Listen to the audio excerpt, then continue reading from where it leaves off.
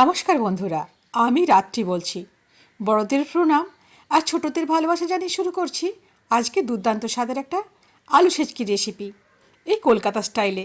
আমরা কলকাতা শহরে যারা থাকি তারা কিন্তু এই আলু সেচকিটা প্রায় বানিয়ে থাকি, বিশেষ করে রবিবার দিনে। দেখো কীভাবে বানাই। আজকে বানিয়ে দেখাবো আলু ছেচকি কলকাতা স্টাইলের।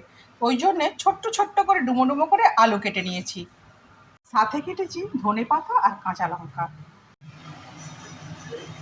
সাদা তেল বসিয়ে দিয়ে দিলাম কালো জিরে ফোড়ন।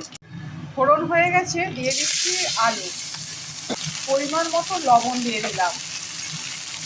এবারে নাড়াচাড়া করে নেবো মিনিট 2-3 ধরে। দিয়ে দিলাম চেরা কাঁচা লঙ্কা, আবারও নাড়িয়ে নিলাম।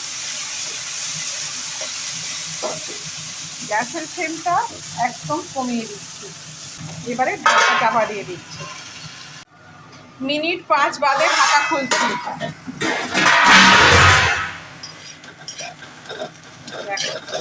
আলু সেচকি একদম রেডি। এবার ধনে পাতা দেবো আর নামিয়ে নেবো। দিয়ে দিলাম ধনে পাতা। কলকাতা স্টাইল আলু সেচকি একদম রেডি। রুটি, পরোটা সবের সাথে দারুণ খেতে লাগে। দেখলে তো বন্ধু, কত সহজে বানিয়ে ফেললাম এই আলু ছেচকি। আজ তাহলে এই পর্যন্তই। দেখা হবে আবার নতুন কোনো রেসিপির সাথে, তোমাদের সাথে করে নিয়ে। সবাই ভালো থেকো, সুস্থ থেকো। হ্যাঁ বন্ধু, আমায় মনে রেখো, আমার চ্যানেলটিকে সাবস্ক্রাইব করে আমার পাশে থেকো। ধন্যবাদ।